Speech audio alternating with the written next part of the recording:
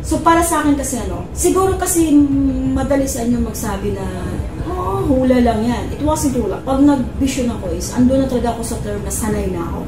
Kumbaga, kaya ko na silang i-deal. Hindi katulad ng dati na hirap akong i-adjust, i-accept. Pero dumating talaga yung moment na tinanggap ko na.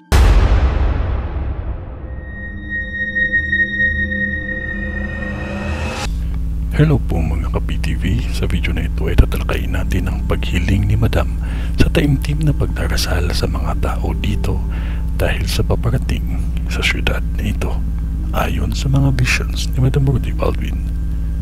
Pero kung ikaw ay hindi pa nakasubscribe sa aking channel, baka naman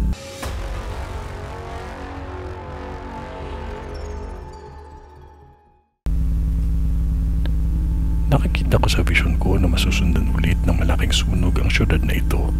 Dalawang sunog po ito. Ang isang sunog ay sa lugar na kung saan maraming kabahayan na dikit-dikit. Ang dahilan nito ay may isang bagay na hindi inalintana at napabayaan. Ang isang lugar na masusunog pa ay hindi kalayuan sa Pure Gold. Malaking apoy ito kaya check nyo mabuti ang mga kuryente ninyo. Maingat kayo dahil sa sunog na ito may buhay na nasawi. Lalo na sa lugar na may nakikita akong klinik, maingat ang lahat dahil hindi lang tao ang nasawi dito, pati ang mga alagang hayop ay nadamay.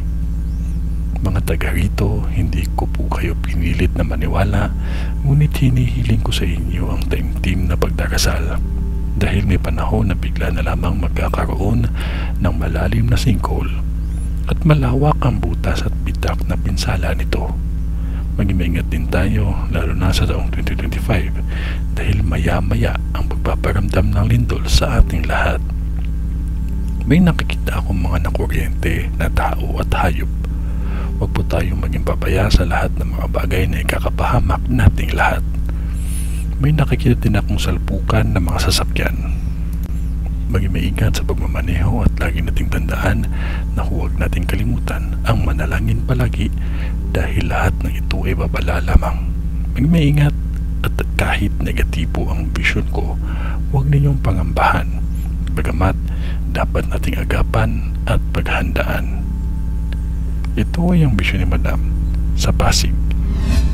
Sa ngalan ng Diyos Ama, ng Diyos Anak, at ng Diyos Espiritu Santo.